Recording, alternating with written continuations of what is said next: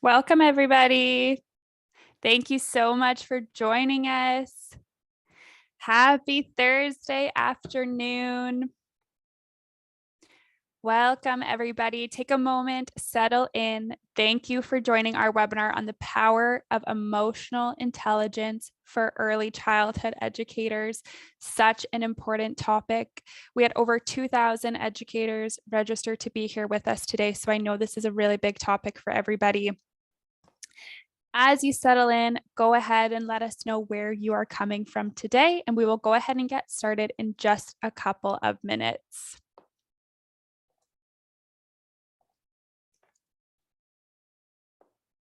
Welcome, Austin, Dallas, Mississippi. Welcome, everybody, Michigan.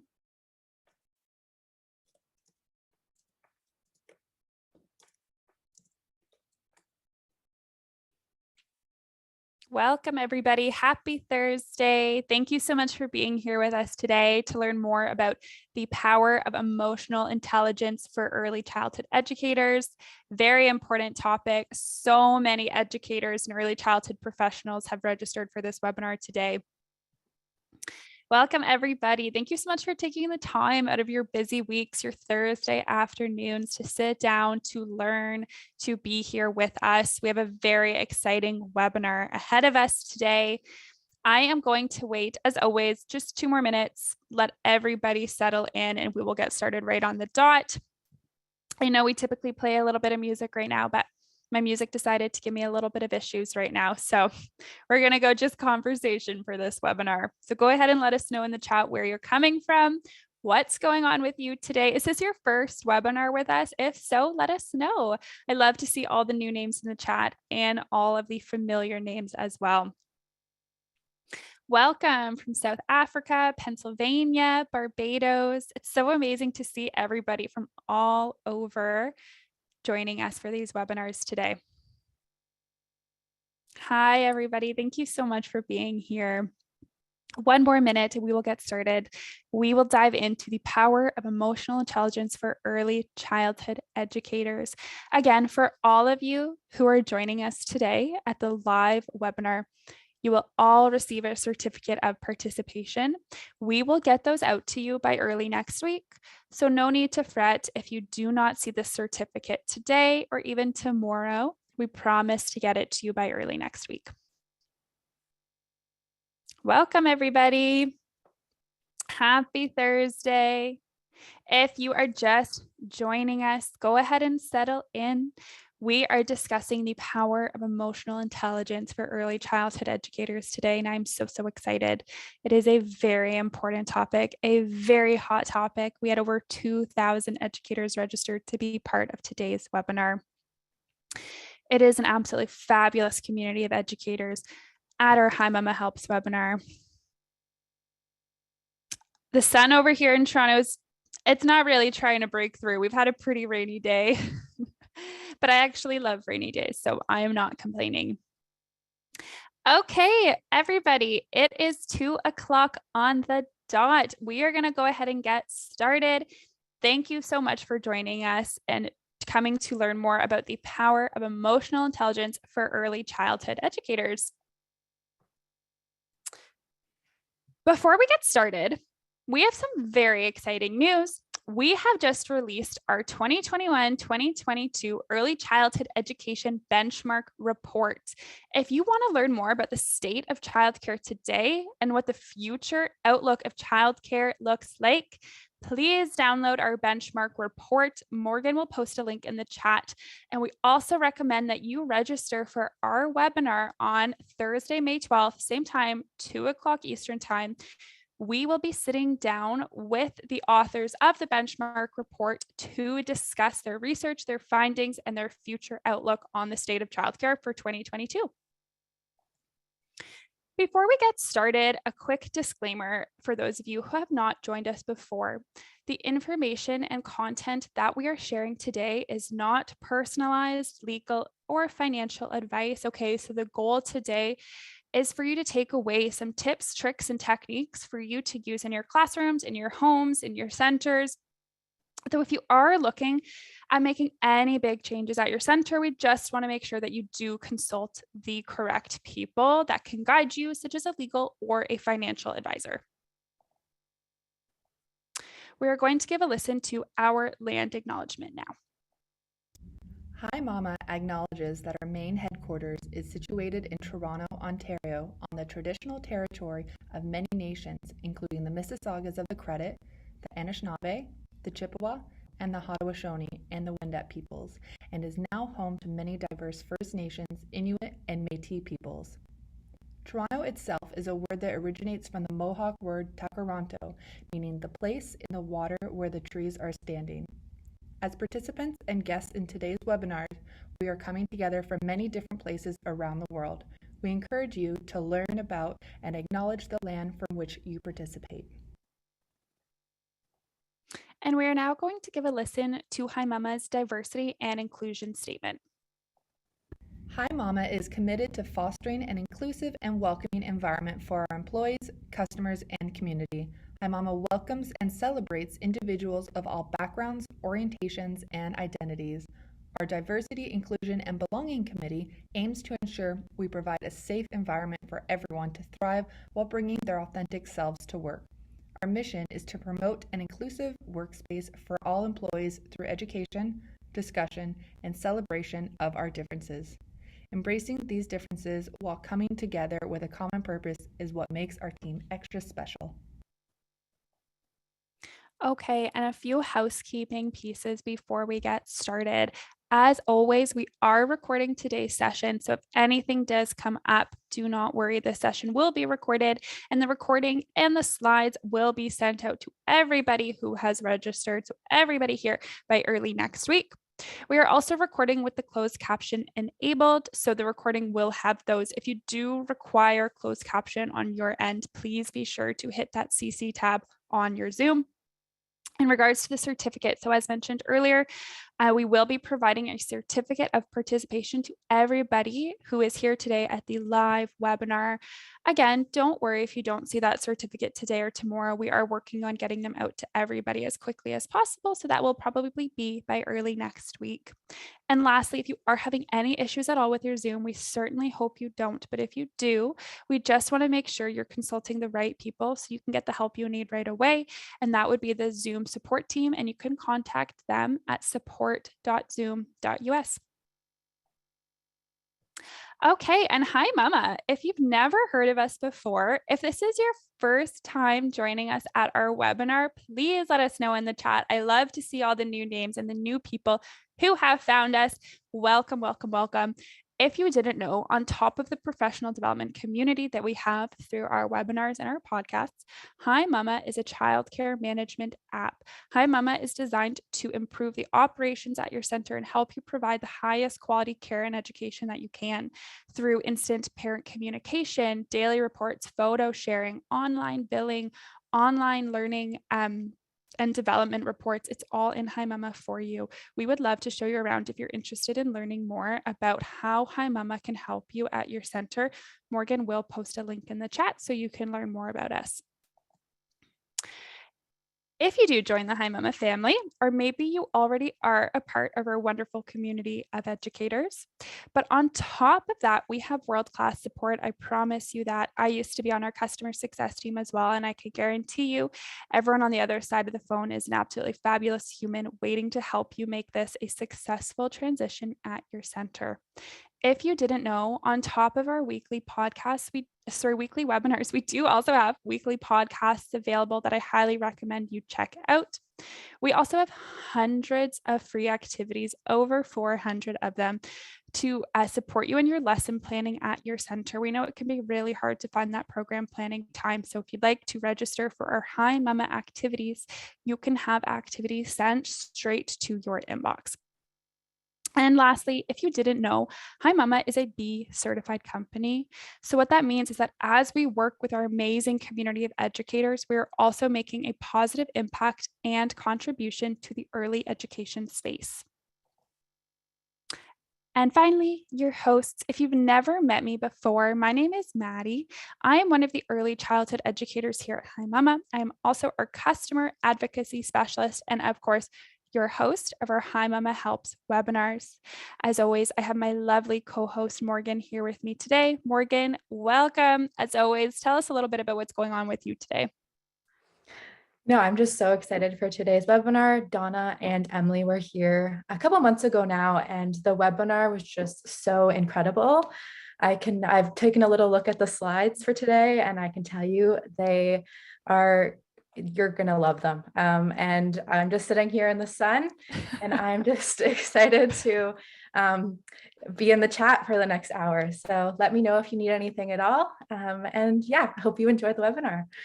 Thanks, Morgan. We're not that far. I don't know how you have sun shining in and I'm full of clouds, but I'm a little bit jealous. Okay, and last but absolutely not least, our special guest, Dr. Donna Housman, founder and CEO of Housman Institute. And Donna will be joined by Emily Stone, who's the manager of curriculum and coaching, for a fabulous conversation later on in the webinar. Donna, welcome. Please feel free to turn your camera on, your mic on. Donna, thank you so much for being here with us today. We are so excited about your webinar. As I said, there's over 2,000 educators have signed up to be here and learn today. So I know this is a really important topic for everybody. Maddie, thank you so very much. And I'm so delighted to be here with you all today and have the opportunity to discuss this very important and very timely topic with you all. Absolutely. Yes. I will go ahead and stop sharing my screen. I won't take up any more of your time. Donna, the stage is all yours. Thank you so much. Okay, thanks so much, Maddie. You know, as we continue into the third year of the pandemic, what has become increasingly clear is that we are now dealing with two pandemics, COVID and our mental health. And as we know, this past fall, the American Academy of Pediatrics, of Child and Adolescent Psychiatry, the Children's Hospital Association, and the U.S. Surgeon General's report all declared a national emergency in children's mental health. And this was before the Omicron surge. It's been a really trying time for all of us. But today we're going to be focusing on helping and supporting all of you, the superheroes who have all been really trying hard in the midst of weathering this continued changing landscape and trying to effectively deal with the children's emotional, cognitive, and social early learning needs, as well as the needs and the ongoing anxiety of their parents. You will be learning how to truly put on your own oxygen mask first and addressing your own needs before being able to help the children in your care and assist their parents. I'm sure all of you can understand and relate to this educator's feeling. Teaching through the pandemic has left me feeling more than just burned out. I am gutted, empty, and wondering how I can continue to be the joyful, engaged teacher that my students really need. No doubt you have your notebooks filled with your own stories and emotions as we continue to find ourselves trying to stay afloat during this relentless storm. For a moment, imagine you're reading a book at the end of a very long day. And whether you're a teacher, administrator, director, you receive a call either from a co-teacher or from a number of teachers calling out sick from work for the next day. You're feeling really stressed and anxious. You're wondering, oh my goodness, I'm short-staffed. What is this going to mean for my day? You try to go back to your book, but you find yourself rereading the same sentence over and over again, unable to stop thinking about what tomorrow may hold. What's happened? Well, your heightened emotional stress and anxiety have interrupted your ability to focus and concentrate on your work and on your book, let alone solve the problem at hand. Sound too familiar? Early childhood educators are doing their best. They're tapping all their creativity, love, passion, but are being faced with not only their own mental health needs and challenges, but also those of the children and parents they work with every single day. And given the confluence of factors of ongoing stress, poor pay, lack of resources and support, we're now deep in the throes of a mental health crisis that's currently going beyond just heightened stress and anxiety and depression. Rather, it's leading to burnout for many early childhood educators, resulting in the need of educators exiting the field in droves and the profession that they truly love. So what does this mean for our brains when dealing with heightened, prolonged stress? Well, when feelings are not managed or regulated well, thinking can be impaired. And when the brain is dealing with unregulated emotion, it cannot learn. What we're talking about is the brain's ability to focus on the task at hand versus being hijacked by emotion. The brain likes and is calmed by predictability, yet the last couple of years has been anything but predictable. The virus is unpredictable, and the people's response to the virus is unpredictable. When overwhelmed with stress and anxiety and not aware or managing well these feelings, your brain becomes hijacked by dysregulated emotion, impairing your ability to think and problem solve, impacting executive functioning skills like attending, focusing, memory, skills necessary for learning, impacting your ability to be and do your best. And we're hearing a lot about reading about stress and burnout more than ever. But what is the difference? How do we really know when we're stressed versus burned out? Well, stress is our physical, mental, and emotional response to overwhelming circumstances as our body tries to adjust to both negative and positive changes, either temporary or prolonged. And there are different levels of stress. Mild stress, an example of that is like speaking in front of groups. Moderate is a breakup. Chronic is what we're all going through and have been for the last several years. And what are some signs of stress? It's one thing to think about stress, but sometimes we're totally unaware that we are stressed. But we can instead notice its manifestations, which are the triggers, signs, and recognizing something is going on. For example, feeling overwhelmed or unable to cope, experiencing decreased energy, insomnia, changes in libido, depression, headaches, rapid heartbeat, changes in appetite. Have you ever found yourself eating more and not tasting it? Or needing to go to the gym, but skipping it because you have no energy left, or lashing out at an important person at work or at home? Chronic stress affects your entire body, and if left unmanaged, can significantly impact your mental health and well-being.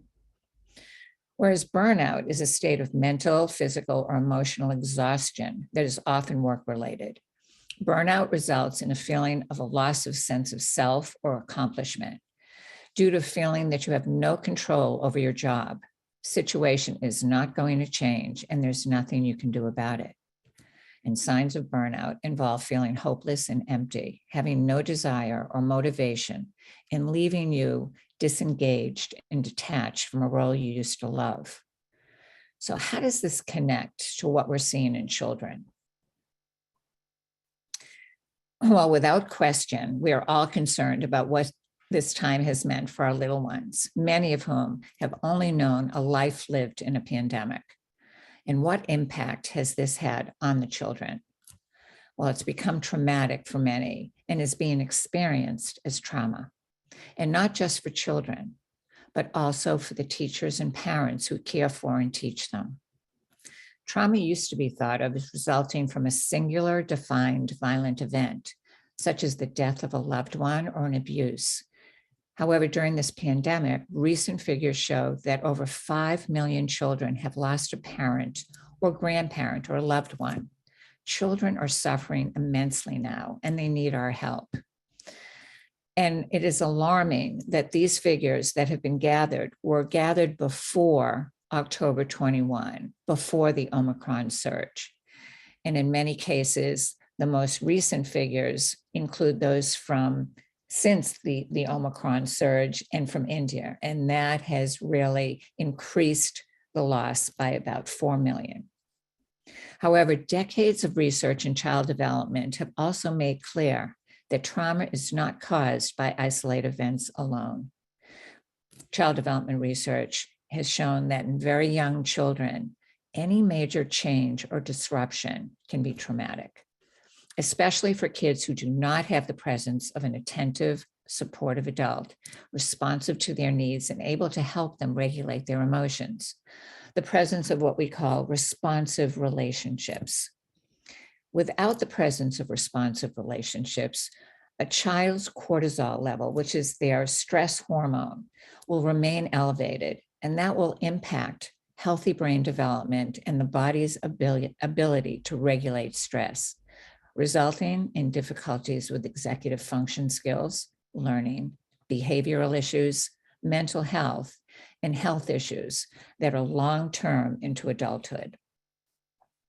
However, a recent revised policy statement issued by the American Academy of Pediatrics has endorsed a paradigm shift toward the importance of responsive relationships, not only as a buffer for childhood adversity and trauma, but also to the promotion of resilience in the future. So what does it mean if caregivers, both parents and teachers, are dealing with their own feelings from stress, anxiety, and trauma, are seeing these changes in children, but are not equipped to handle them in the children, let alone themselves? The bottom line here is your emotions matter. And the truth is, stress, burnout, anxiety, and trauma takes a toll, not just on children's mental health, but on the ability to teach and children's ability to learn. And why is this? I often get that question. What does my stress have to do with children paying attention or their ability to learn?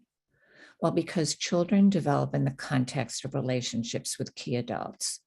Children are emotional detectives. They observe and absorb our actions, our reactions, and responses of the key adults in their world. If you're trying to figure out where you fit, what's most important is learning how to cope with your emotions and handle different levels of stress, not just for your own sense of well-being, but as educators, you play an important role in helping children learn how to cope with and manage their own stress and challenges. And before you can help children, you must learn how to cope yourself with your own stress and the emotions that accompany it. The oxygen mask rule. Everyone has the emotional fingerprints, both good and bad, of the adults and experiences that were surrounded by their earliest years, influencing and impacting our learned behaviors. When experiencing and dealing with intense emotions, what we've observed or learned through our own histories may have been people either shutting down, walking away, or exploding. And we know none of these ways are effective or helpful in resolving problems. And as mentioned earlier, today we're going to be learning about ways in how to effectively manage intense emotions so as to be able to constructively and successfully learn how to deal with these challenges, both professionally and personally. Second to parents, and in some instances, in place of a parent, educators are key socializers for children. But before we can help children manage their stress and become emotionally competent, we need to lay the foundation of emotional intelligence for ourselves first. To effectively teach what needs to be mastered, we need to first master these skills ourselves. So let's explore what this really means. So in front of you, you see four quadrants. And these are the four quadrants that we refer to as emotional intelligence from the earliest stages.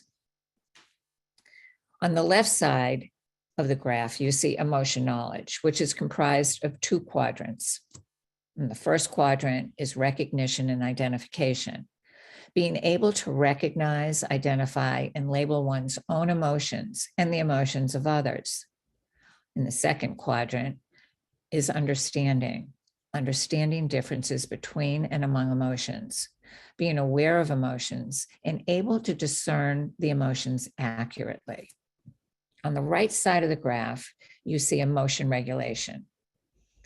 And the third quadrant is expression, being able to express emotions constructively, for example, using words instead of actions. And in the fourth quadrant is regulation.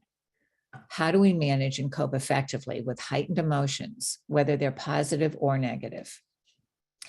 And it's critical that adults understand these 4 quadrants for themselves.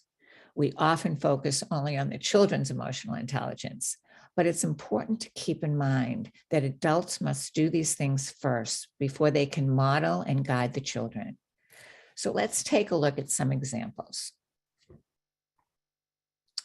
In the first quadrant, again, emotion recognition and identification. Here, as an adult, you're able to verbalize and label your feelings. You're also able to observe and label feelings of others. For example, when you notice someone's facial expression and or body language and can discern that they are feeling a certain way from these cues, you are recognizing and identifying how they're feeling. In the second quadrant, emotional understanding, here you're able to accurately tune into and comprehend and discern your own emotions and those of others. Accurately is key. Sometimes we can confuse one emotion for another. For example, sometimes sadness can be confused with anger, especially among adults. There is an important distinction here. Anger is getting something you don't want. Sadness is not getting something you do want. So as an example, sometimes anger arises in the midst of an argument because you're being presented with information that you don't agree with, getting something you don't want. Whereas sadness may be experienced with not being able to go see your family for the holidays, not getting something you do want. Again, it's important to be able to discern between these emotions and be able to understand the context within which these emotions arise. It's also important for us to know that all feelings are both normal and natural. It's what we do with them that really matters. In quadrant 3, although this may seem as straightforward as smiling when happy or crying when sad, being able to express emotions appropriately, constructively, especially when they begin to escalate, can be challenging for us all. Think about the last time you felt really angry. Was your immediate reaction to yell, scream, or shut down? Or were you able to pause and calmly verbalize how you were feeling? Being able to experience and express our emotions in constructive ways can help us begin to effectively manage and regulate those emotions. And regulation. It's important to be aware of strategies to help us regulate intense feelings so that we're able to access thinking and generate our thoughts, meaning our thoughts aren't handicapped or hijacked by intense feelings. Taking deep breaths is the first step in helping adults and children calm our bodies and our minds, but it doesn't end there. So how and why does deep breathing work? Well, deep breathing helps to regulate our nervous system and lower our heart rate, which leads your brain to release endorphins, a chemical that has a natural calming effect. So we can think more clearly and better able to manage emotions. Now, deep breathing may seem intuitive, but accurately engaging in deep breathing requires some instruction. Many people pay lip service to it without actually doing it right. So for a moment, deep breathing really involves slowly inhaling through the nose for the count of 4, pausing, and then slowly exhaling through the mouth for the count of 8 with relaxed shoulders. Slowly is key. So taking some deep breaths now. Pay attention to how your body and your mind is feeling. Do this a couple of times. And are you noticing that you're feeling a little bit more calm? Now, when you're thinking about doing this with children, oftentimes what I do is I'll ask the children to, in terms of taking in a deep breath, smell the flower. Smell a flower that you love smelling, and you're breathing in, you're smelling the flower, and then you're pausing, and then you're blowing out a candle so that you're blowing out through your mouth. So that is one way of helping children learn how to do some deep breathing. However, when our brains are cluttered with stress and associated feelings, we're not able to think clearly, problem solve, communicate, or do our jobs effectively. And when we're not managing our stress and our emotions, they can take over every aspect of our daily life.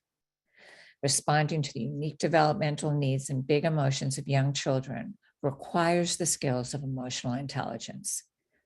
How we deal with and manage our own emotions and the emotions of others. So let's remember that children learn from responsive relationships with key adults. Your own emotionality as a teacher is critical in fostering children's learning as well. Emotion is the core connector in all relationships. A supportive and meaningful relationship with your students, one that is responsive and sensitive to their emotions and needs, helps the child feel understood, more aware of and accepting of one's own emotions and the emotions of others, and more available to learning. This process of helping a child become self-aware and able to manage and deal with emotions starts with you. By understanding your own emotionality, you become more aware, more self-aware, and then better able to model, respond, guide, and instruct the children in your care. Because at the core of self-awareness is emotional awareness. Emotional awareness ties everything we've learned in the 4 quadrants, ties it all together. And there are 6 levels of emotional awareness. The first level is awareness. Being aware of your own emotions by first knowing that a feeling is present. You may notice physiological changes, such as increased heartbeat. The second is acknowledgement. Acknowledging that you're experiencing a feeling, even if you don't know what that feeling is, before it bubbles over. The third is identification. Being able to recognize and identify your feelings by their name. Also one of the 4 quadrants of emotional intelligence, labeling one's emotion. The fourth is acceptance. Accepting our feelings at the present moment. When you accept it, you're letting yourself know it's okay. You're giving permission to having the feeling. And that is huge, although it may not sound that way. The fifth is reflection. Reflecting on the cause of an emotion to guide us towards finding an appropriate solution. Reflection is the capstone experience encapsulating all previous steps and maximizing them. And lastly, forecasting. Predicting when a certain emotion will arise and choosing the best course of action in the future.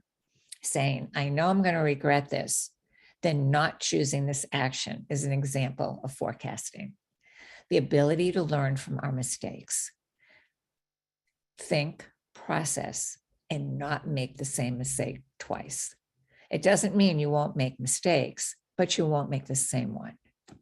This ability extends to others as well. When we are more aware of our own feelings and can forecast, we are more likely to also forecast how someone else might be feeling, leading to a more sensitive, considerate, empathetic individual, especially for educators. And this is core for empathy. So how are these 6 levels related to your long-term well-being and professional career? Let me use an example to show you. Awareness. Imagine you're at a parent-teacher conference and you're waiting for the parents. You might be nervous and bite your fingernails. At first, you may not be aware of your behavior or the feeling causing it. You might realize a feeling is present because your heart begins beating very rapidly. Through this process, you are tuning in and becoming aware that a feeling is present. Acknowledgement. After you notice you're biting your nails and your heart is racing, you can acknowledge the feeling even if you don't yet know what it is. Our feelings can point us to causes and solutions. But if we don't acknowledge even our negative feelings, we won't be able to focus our attention on the problem that needs to be solved. Identification. Thinking about your conference, you can now identify that you're feeling nervous. Labeling that feeling can make it more manageable because it allows for taking appropriate corrective action and take the next steps towards solving a problem. When your thoughts are clear, we feel much more in control. Acceptance. All feelings are okay. It's what we do with them that really matters. Give yourself permission to accept your nervous feelings. You may think as a teacher you should be calm and professional instead of nervous. It is easier to make positive changes in our lives when we have fully accepted our feelings in the present moment, which takes less energy than denying feelings and prevents them from recurring. When we have fully accepted our feelings, we can shift our energy to productive thoughts and actions and deal with them. Reflection. When you're back home after the conference, you may think about how you can prepare yourself and calm down for the next conference by taking some deep breaths. Remember, deep breaths, they really work. And the sooner we can accurately identify and reflect on a feeling, the sooner we can take action in our best interest for next time. And forecasting. You now know that you'll likely feel nervous again for the next parent-teacher conference. You may come up with strategies to regulate these feelings. Again, like deep breathing is one tool in our toolkit. But remember, we learned from our mistakes and from our experiences. When we predict our feelings, we can make decisions in advance that lead to our long-term goals and happiness. The more aware we are of our feelings, the better chance we have of predicting how we will feel in the future and put strategies in place to effectively deal with them. And once we work to become more emotionally aware, then what? Well, we can explore and adopt helpful stress management techniques, such as self-reflection, which is a form of self-examination of one's thoughts, feelings, and actions. Questions like, what made me feel this way? What could I have done differently? How could I have made the situation more positive? How can I do it better next time?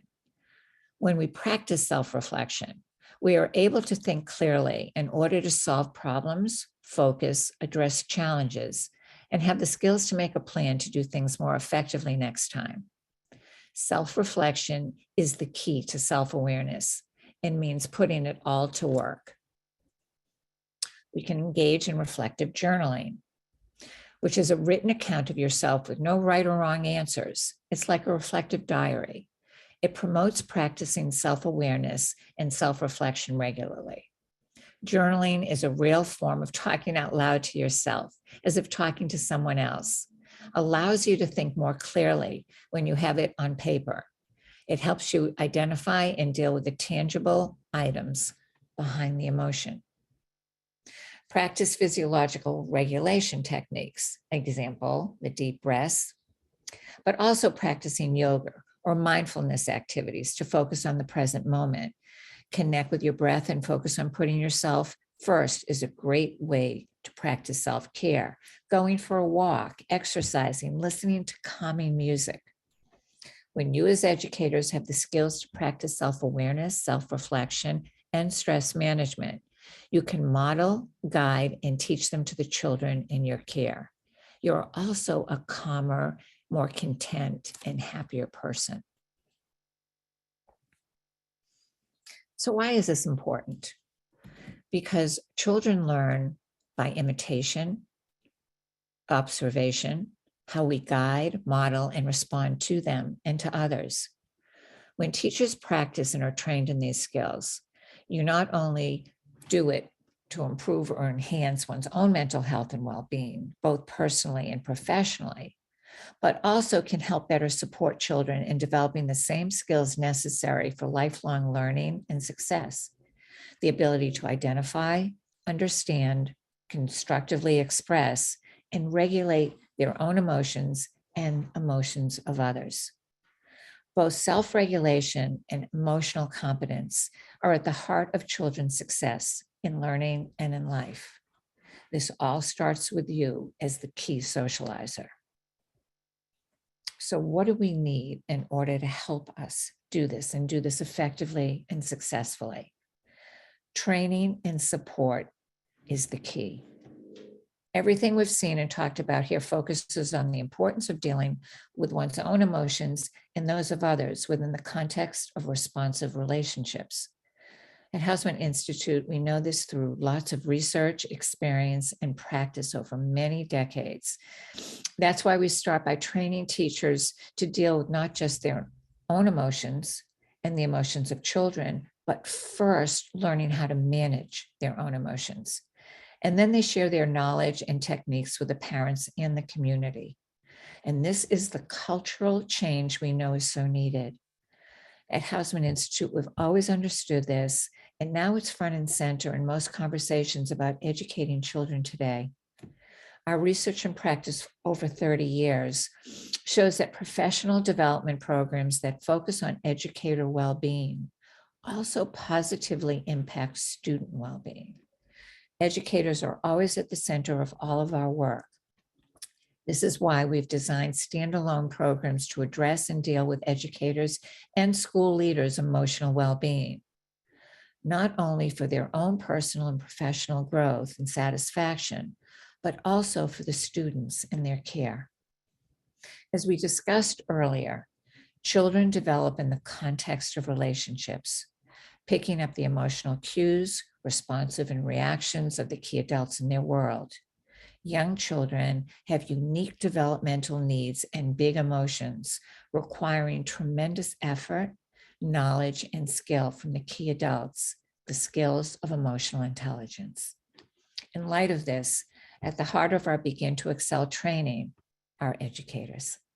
Begin to Excel not only fosters the emotional intelligence skills in children, but also trains educators to recognize, understand, and regulate and deal with their own stress, anxiety, and trauma, as well as the children in their care. We also know that educators, along with ongoing training, need continuous support and feedback. And we've learned that without these supports in place, training is ineffective. So we've woven those support systems throughout the training in the form of mentoring, coaching, reflective practice, and collaborative peer engagement. I am now delighted to introduce Emily Stone, who is a Housman Institute coach and trainer and a former teacher and mentor. And for the next several minutes, both Emily and I are going to be having a conversation about the impact and power of emotional intelligence for educators. And through the lens of an educator and mentor, and hear about Emily's experiences before and after training and learning how to effectively deal with her own emotions and the emotions of the children and her peers around her and family as well. We want to invite you all into this conversation. So please post your questions in the chat box. Emily, welcome. It's great to have you. Thank you. Thank you to be here.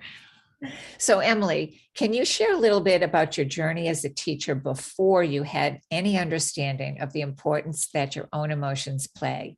And how did you handle heated situations both in and out of the classroom? Absolutely.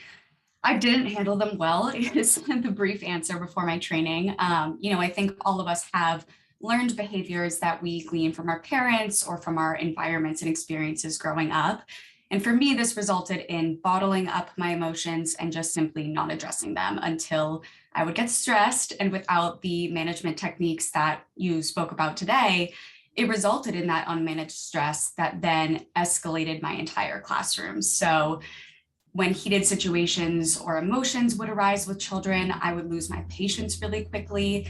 I wasn't, in control myself, and therefore the children in my care were not as in control. And so due to that, the whole classroom was dysregulated. So it was a learning experience for sure.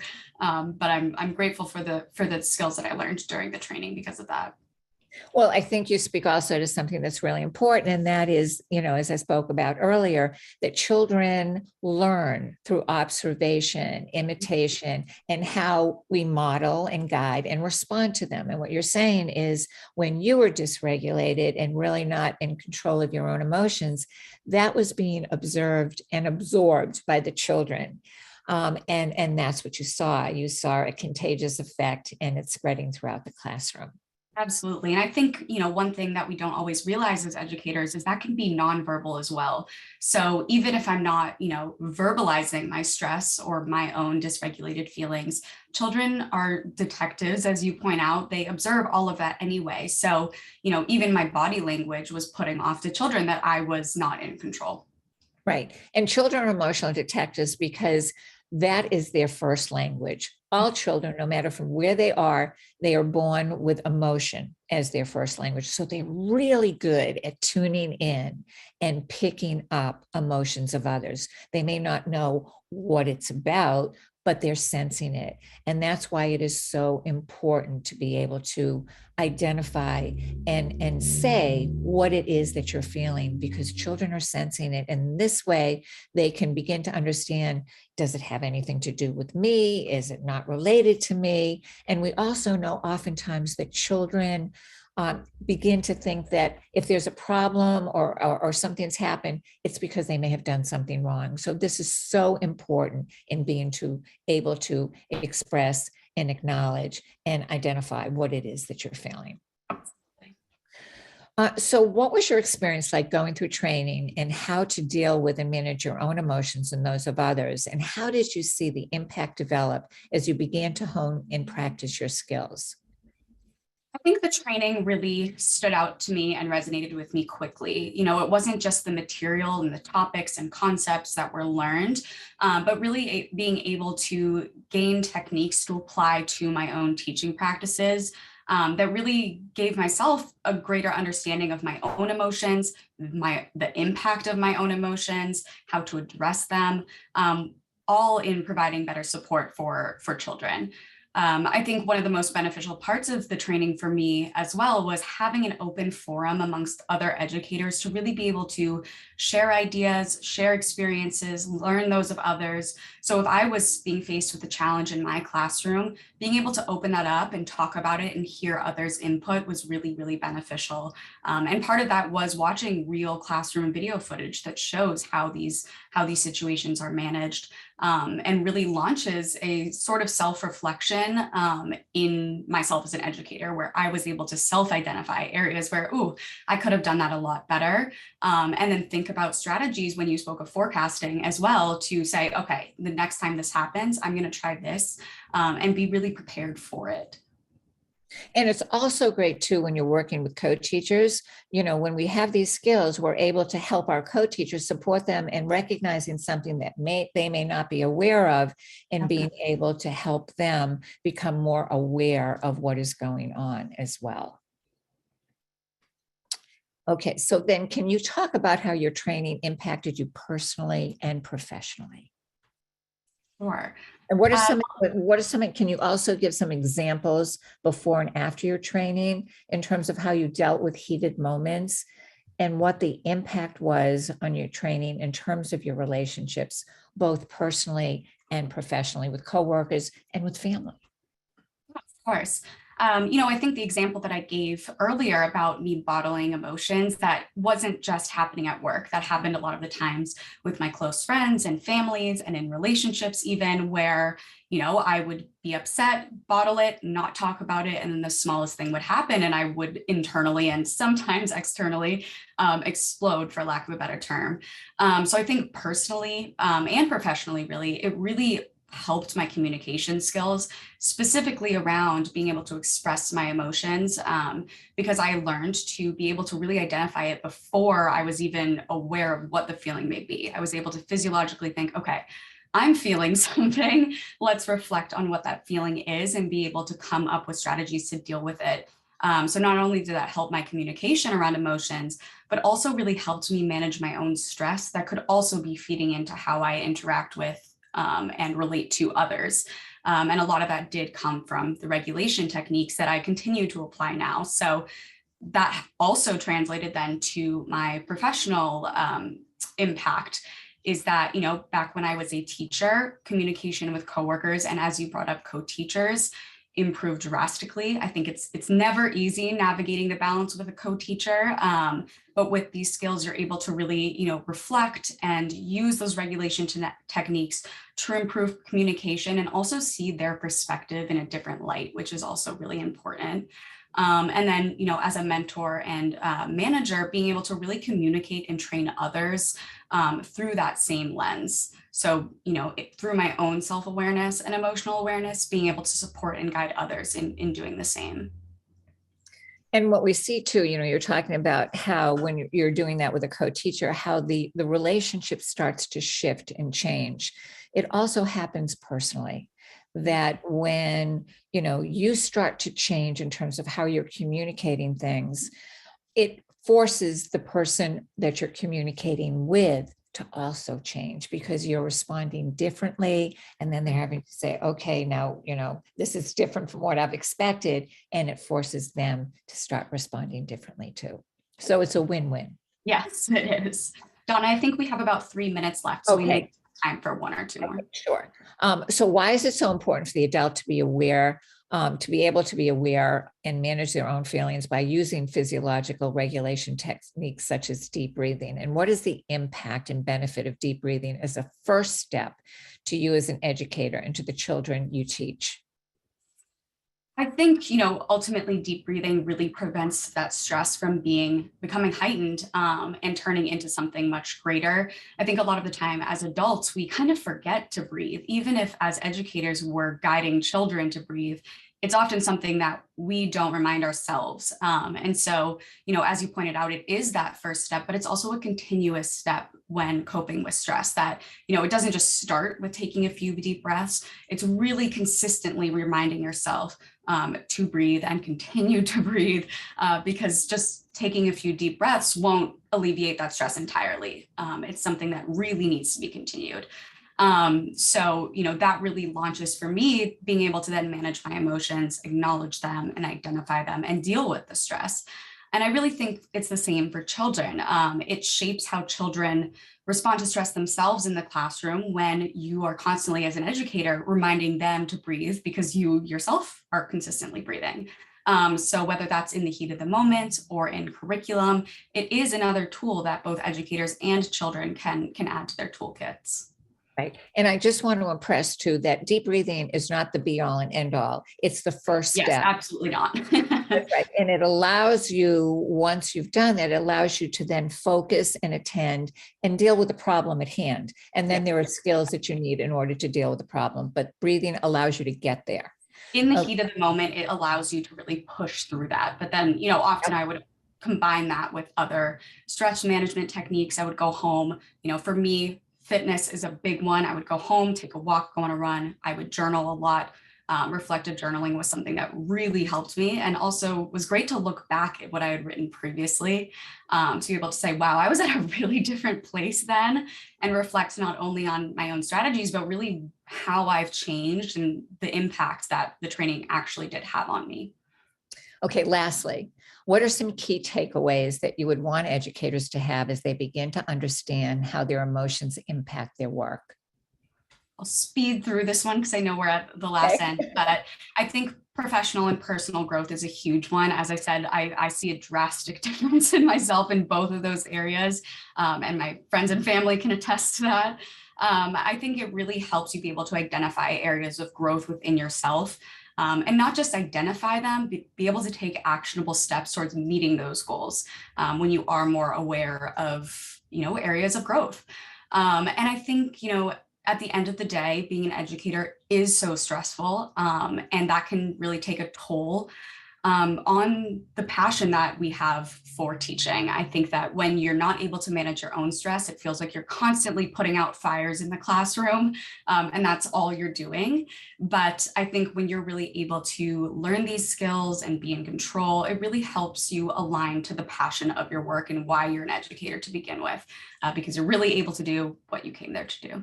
I'd just like to add one last thing, and that is parents. Parents benefit from this as well. And just one little vignette, in helping children to, work through some big emotions and situations they get involved with, we oftentimes will bring them to the make peace table.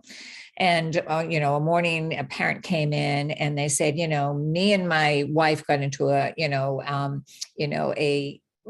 battle yesterday. And Jimmy came up to us and said, Mom and Dad, you guys have to go to the peace table and work this out. So they know that there are ways to deal with big emotions in effective ways, and that they can do this, and they're not afraid of these feelings any longer because they know how to manage them and deal with them and get beyond them to achieve their goals in terms of what they're trying to accomplish. So on that note, I will, stop because I know we're over time. But Emily, thank you so much for sharing Thank your you. information on this. Absolutely. Thank you so much. It's great to be here.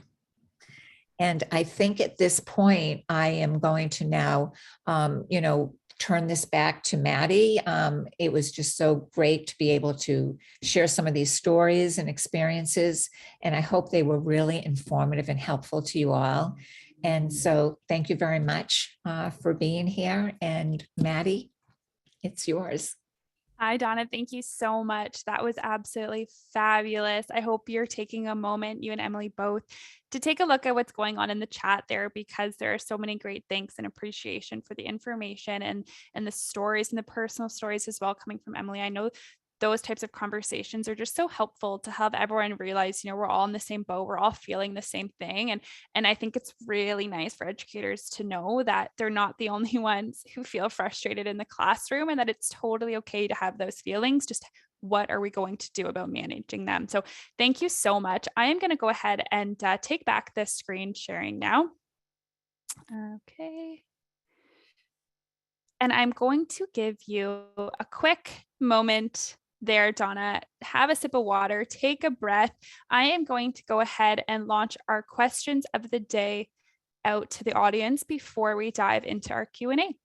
So what we want to know today to everyone here, how do you currently track children's emotional development at your center? Do you use paper documentation, online documentation? Do you use an app such as Hi Mama? Or maybe you don't actually track emotional development at your center. And we'd love to know if you're interested in learning how Hi Mama can make it really easy to track emotional development. In Hi Mama, we have built in every state and province's early learning framework. You can really quickly plug in the emotional development, the very specific skills and indicators you're noticing. And in Hi Mama, it will automatically track and create reports on what is going on with that child's emotional development. So you can bring those reports to conversations with parents and make sure you're talking about the important things.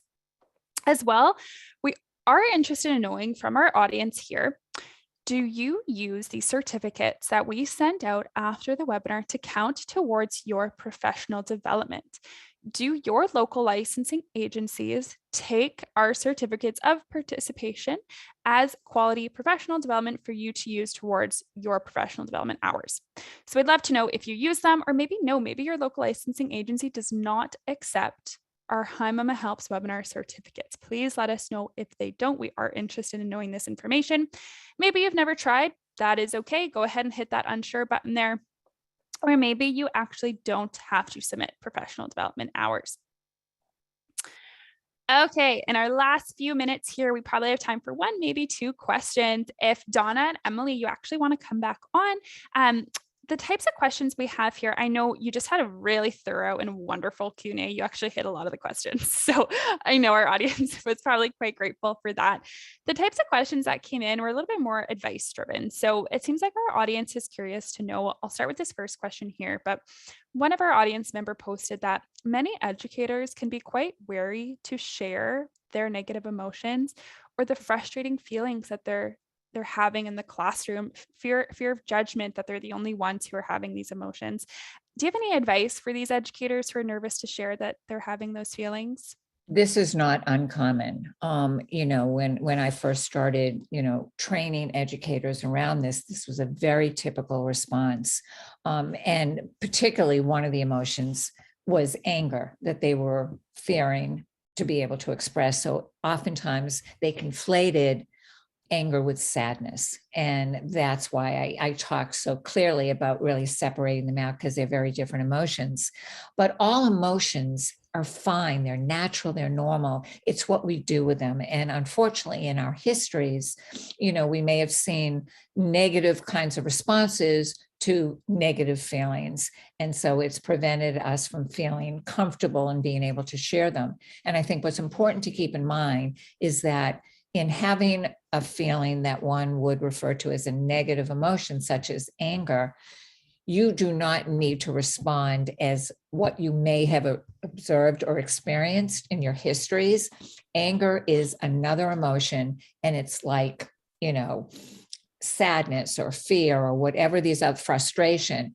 And if you're able to say, what is making you angry right now and what we need to do in order to solve this problem, it allows the person to know that it's not just anger that's going to hang over oneself, but that it is a feeling that can get expressed calmly or firmly and can get resolved. And that is what's really important, is when you do communicate an emotion, to be able to say what is making you feel that way and what we need to do to resolve the issue or the problem at hand. Absolutely. I actually responded to that question because I couldn't resist. We refer to them a lot of the time as cozy feelings and prickly feelings. And part of that is because through this training, it really teaches you that all feelings are okay. We all feel all feelings. And so as Donna's saying, it's not about not necessarily sharing feelings of anger as an educator. And it actually can be really beneficial if educators are trained to be able to express that in the right way. I would very openly share with my class, I'm feeling really frustrated right now, and it's because my friends aren't listening to me. What can we do to solve that problem? And by actually expressing those prickly emotions, you are modeling for children how to appropriately express negative feelings. And so it turns then into a learning opportunity rather than having this negative connotation. Absolutely. That's actually exactly what I was going to lead right into. So I'm glad you touched on that. I was going to ask, should we be sharing with children what we're feeling as well? So we're not creating this kind of idea that your educators or adults are these superhumans, but sharing, I'm feeling sad right now, or I'm feeling frustrated. So they help develop that vocabulary and understanding as well. And to be able to follow up with that in terms of what it is that's making you feel that way. Yes, absolutely. That is very important. It also does help children get the perspective that adults also have these feelings. So being able to develop an empathy for not just other children, but for adults, whether it's their parents or their educators or anyone else in the world that they encounter, it allows them to relate with other people because there are these shared feelings. And so it's really more of a welcoming of talking about them, and again, turning them into those learning experiences and digging deeper into what caused this feeling and what can we do to feel better, or what can we do as the solution, rather than just avoiding it altogether. Because if you avoid it, you're leading the impression that children should also avoid it. And if you avoid it and not give permission to the feeling, it doesn't go away. It just stays inside, and it's going to come out in action, in behavior, and being out of control. And then, you're not able to then deal with the problem at hand. You're just reacting to it. So that is why it is so important to be able to, in a calm but clear way, express again what it is that you're feeling, because it allows for problem solving to occur, it models, and it gives permission, which is so very important, and how to be able to express feelings for the children as well. Absolutely. And I guess then that's how we come full circle to maybe a generation of educators 20 years from now. Hopefully they won't be so wary to share their feelings in the classroom because of the experience they had. Okay, well, I would love to go through more questions, but unfortunately we are at time. I will ask this one super, super quick question.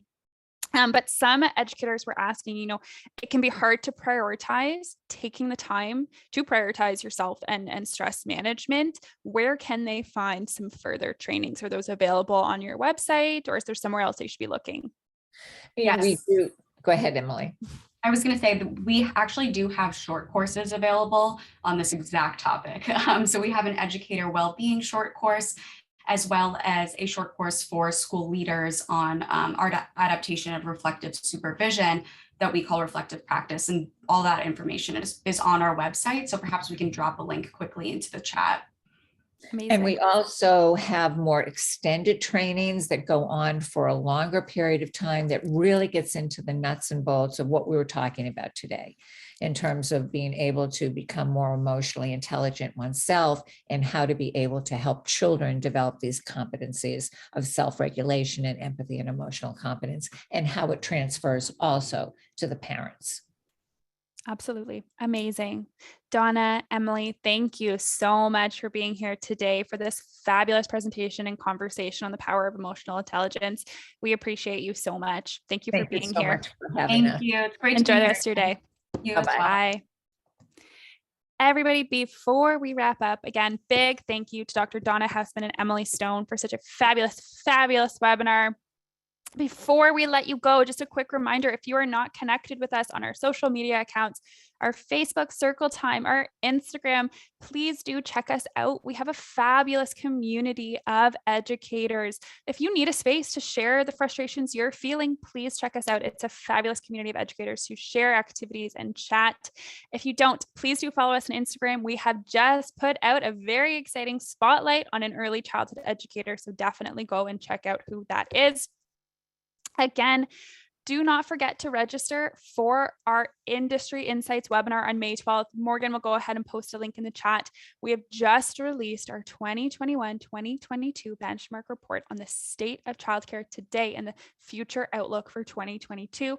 We are bringing those authors in, and we are going to be discussing their research and their insights and their future outlook on the state of childcare in 2022. It will be an absolutely fabulous, amazing conversation.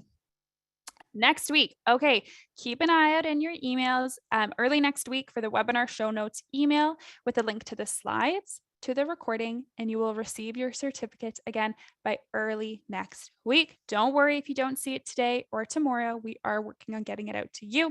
If you have not already, please do sign up for our webinar next week. Same time, same place, Thursday, 2 p.m. Standard Time.